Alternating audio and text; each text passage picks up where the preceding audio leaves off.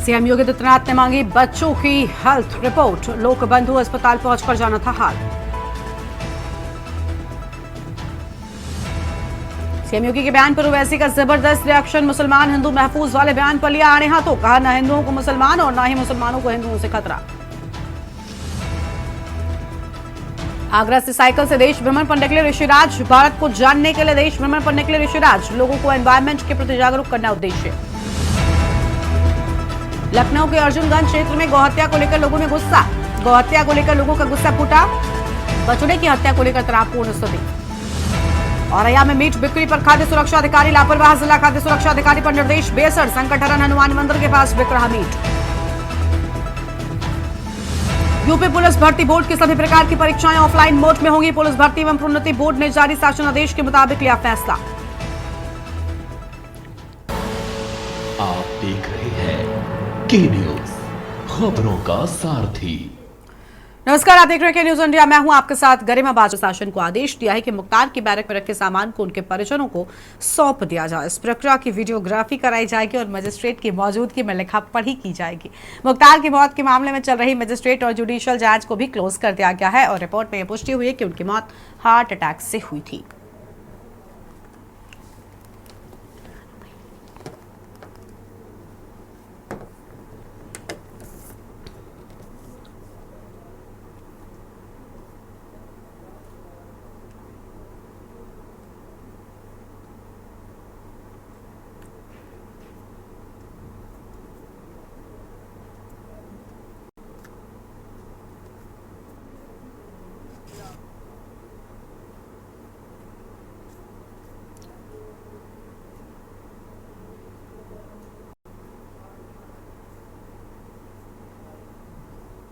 बंद रहे पूर्वांचल के बाहुबली नेता मुख्तार अंसारी की मौत के बाद एक बार फिर उनका नाम बांदा में सुर्खियों में आया है।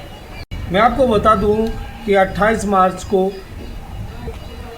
बाहुबली मुख्तार अंसारी की मौत के बाद बांदा जेल की उस बैरिक को जिसमें मुख्तार अंसारी रहता था, एक जज और मजिस्ट्रेट के निगरानी में उस बैरिक को सील कर दिया गया था, जिसमें उसका पूरा सारा सामान आज भी मौजूद है। लगातार चल रही जांच के बाद इस कोर्ट ने उस बैरिक को ताला खुलवाने की बात कही है। साथ ही यहां जेल प्रशासन को निर्देश दिया है कि उसके सामान को उसके परिजनों को सौंप दिया जाए और ये सारी प्रक्रिया वीडियोग्राफी की निगरानी में किसी मजिस्ट्रेट के तहत की जानी चाहिए ताकि उसका सारा सामान उसके परिजनों को पहुंच जाए।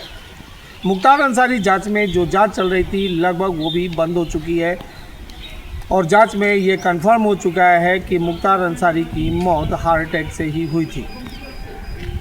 अब वो बैरिक कब तक खाली होगी ये तो कह पाना मुश्किल है। हालांकि जेल प्रशासन ने मुख्तार अंसारी के परिजनों को पत्र लिखकर सामान ले जाने की बात कही है, लेकिन अभी तक ना तो मुख्तार अंसारी के परिजन यहाँ सामान लेने आए हैं और ना ही अभी वो बैरक खाली की गई है। आखिर वो बैरक कब तक खाली की जाएगी, कब वो सामान लेने आएंगे, या जेल प्रशासन उस बैरक को वीडियोग्राफी के तहत खुलवा करके सारे सामान को दूसरी जगह शिफ्ट कर बैरक को खोल दी जाएगी, ये कह पाना अभी मुश्किल है। लेकिन जिस तरीके से कोर्ट के आदेश के बाद ये मामला सुर्खियों में आया है, उसको देखते हुए लगता है कि जल्दी ही वो बैरक जिसमें मुख्तार अंसारी बनता उसको एक बार फिर खोल दी जाएगी। जेल परिसर से के न्यूज़ के लिए भगत सिंह। अगली खबर कानपुर देहात से है, जहां पर अफसरिया गांव के मदरसे में रमजान के पवित्र महीने के तहत एक शानदार रोजा अफ्तार का आयोजन किया गया। इस कार्यक्रम का आयोजन उम्मीद जन कल्याण सेवा समिति के राष्ट्रीय सचिव दीक्षा यादव द्वारा किया गया और सैकड़ों की संख्या में रोजेदारों ने इस कार्यक्रम में हिस्सा लिया और मौलाना की दुआओं के साथ रोजा खोला। राष्ट्रीय सचिव दीक्षा यादव ने भी रोजेदारों के साथ मिलकर रोजा खोला और रमजान के इस माहौल को भाईचारे और सौहार्द का बेहतरीन उदाहरण बताया। उन्होंने कहा कि रमजान हमें धैर्य, संयम और दूसरों की मदद करने की प्रेरणा देता है और ये माहौल समाज में शांति और एकता को बढ़ाने का संदेश देता है। दीक्षा यादव ने सभी को रमजान की मुबारकबाद दी है।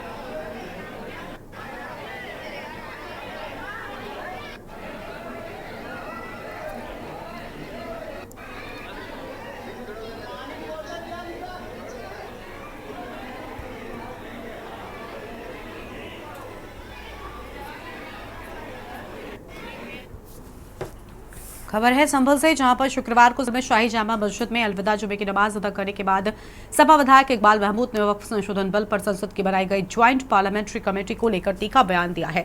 उन्होंने तंज कसते हुए कहा कि उस कमेटी में सभी लोग बेवकूफ बैठे हुए थे, केवल जगदम्बिका पाल ही इकलौते अक्लमंद थे। इकबाल महमूद ने वक्फ बिल पर कहा कि मुस्लिम पर्सनल लॉ बोर्ड और जमीयत उलेमा के साथ हैं। उन्होंने ये भी कहा कि वक्फ उनकी अपनी जायदाद है जो उनके बुजुर्गों ने अल्लाह के नाम पर छोड़ी थी और उसमें किसी भी प्रकार की छेड़छाड़ नहीं होनी चाहिए। सपा विधायक ने सड़क पर नमाज पढ़े जाने के मामले पर कहा कि प्रशासन ने जो किया वो किया, नमाज तो उन्होंने पढ़ी, लेकिन ये अल्लाह जाने कि वो सही थी या नहीं।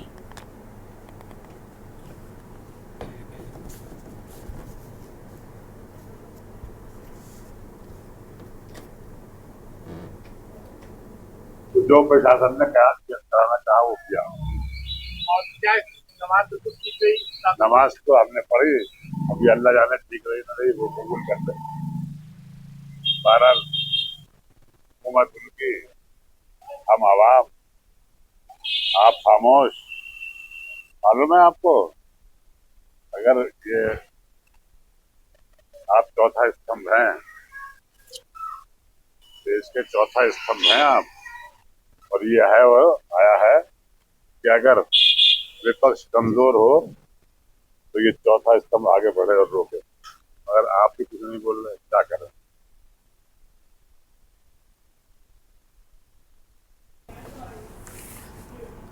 लखनऊ में शुक्रवार को महिला आयोग की मासिक बैठक का आयोजन किया गया, जिसमें आयोग के अध्यक्ष बबीता सिंह चौहान और उपाध्यक्ष बने यादव ने महिला कल्याण से जुड़े विभिन्न योजनाओं की समीक्षा की। बैठक में महिला जन सुनवाई और साथ ही महिला चिकित्सालय, वन स्टॉप सेंटर, महिला बंदी गृह, कस्तूरबा गांधी आवासीय विद्यालय सहित अन्य योजनाओं के कार्यों की समीक्षा की। इस मौके पर संबंधित विभागों को पत्र भेजकर आवश्यक कार्रवाई सुनिश्चित कराने के निर्देश दिए। आयोग के सदस्य हिमानी अग्रवाल, सुनीता श्रीवास्तव, अंजू प्रजापति, पूनम द्विवेदी, नीतू गुप्ता सहित कई अहम लोग भी मौजूद रहे।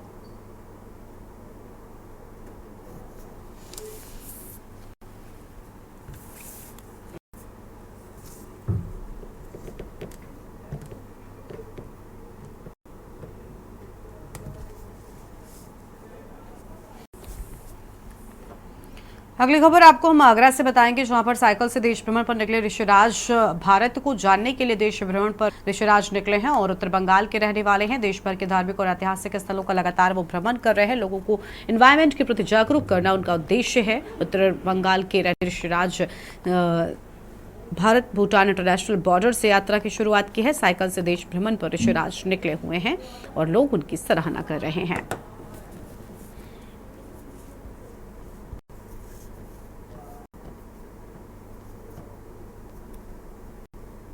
बॉर्डर जयगांव से मैं यात्रा को चालू किया हूँ। हाँ, तो आप जो ये साइकिल लेके आप निकल पड़े हैं, कहाँ की सैर के लिए निकल पड़े हैं और क्या उद्देश्य है इसका? मैं संपूर्ण भारत को दर्शन करने के लिए निकला हूँ।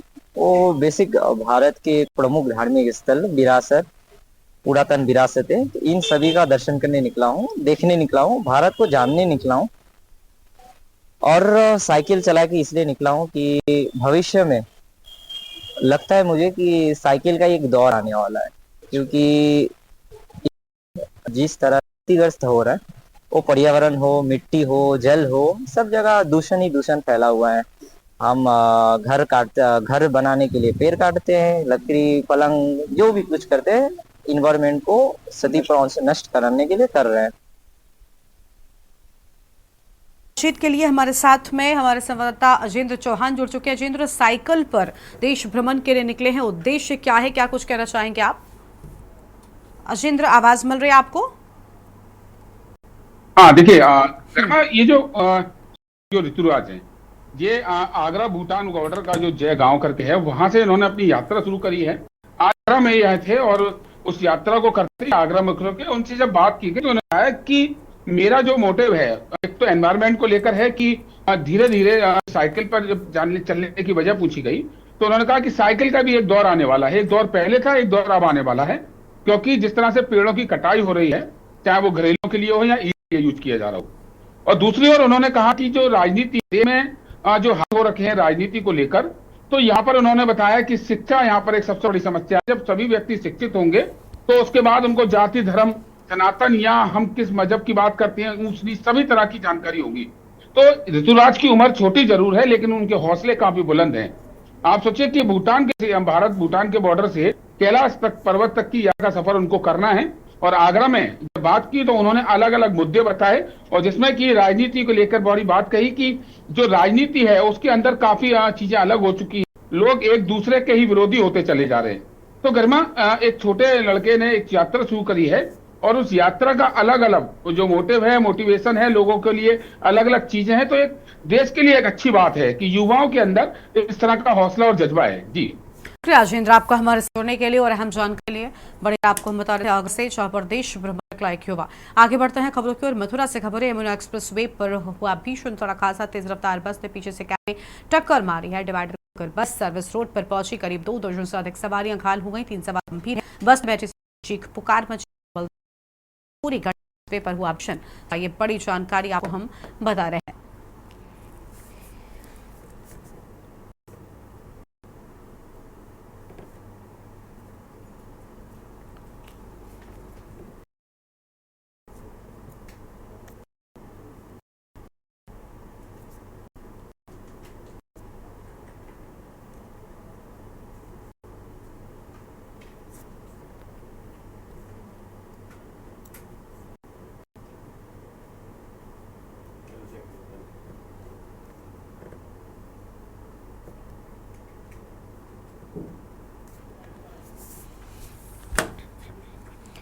पीलीभीत से खबर है। पशुशाला में आग लगने से हड़कंप। अज्ञात कारणों के चलते लगी आग। पशुशाला में रखा सरसों, भूसा और गेहूं जलकर राख हो गया। कड़ी मशक्कत के बाद ग्रामीणों ने आग पर काबू पाया है। बिलसंडा के गांव घनश्यामपुर का पूरा मामला सामने आया है।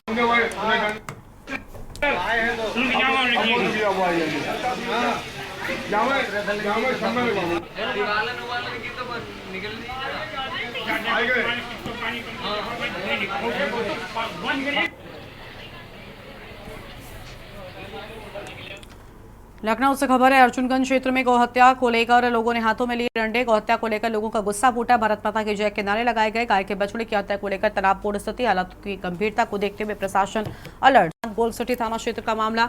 अर्जुनगंज क्षेत्र में गौ हत्या को लेकर अहम बातें सामने आई हैं।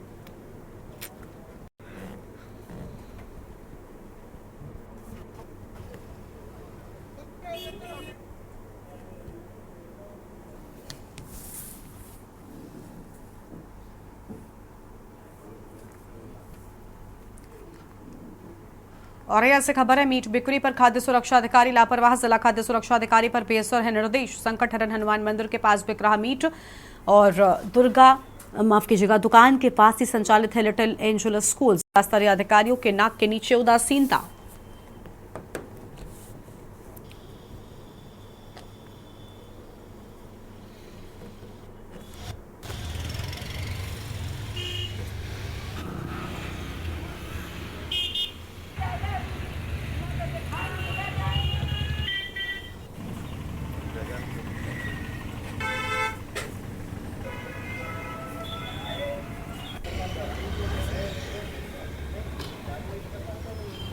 अब मीट तो मैं नहीं जानता कि किसका था, मगर कौआ कुछ ऐसी चीज़ें लेके आते हैं और मंदिर पे डाल दें, मंदिर के सामने डाल दें, अगल बगल पे डाल दें जी, तो उससे बड़ी दिक्कत होती है। क्या कभी शिकायत की अधिकारियों से? क्या कभी कभार की तो कोई सुनता नहीं है। आगे कार्रवाई ना होने पर क्या करेंगे? अब करेंगे क्या, हम लोग फिर एकत्रित होकर कुछ ज्ञापन वगैरह देंगे, इसको भी उचित समझेंगे। तो पूजा करने में फिर क्या व्यवधान होता है? अब व्यवधान का गंदगी होती है, आई पैरों में लग गई, नहीं देख पाया, पैर गंदे हो जाते, तो मन में जो है घृणा भाव पैदा होता है कि मैं अशुद्ध हो गया हूँ, फिर मैं नहाने जाऊँ या क्या करूँ। कितने दूर पर है इस तरह की दुकान है? सामने हमारे सब्जी तालाब है, उसके सामने दाहिनी तरफ जस्ट बगल में दुकानें हैं। इस बुलेटिन में इतना ही। आप देखते रहिए के न्यूज़ इंडिया। नमस्कार।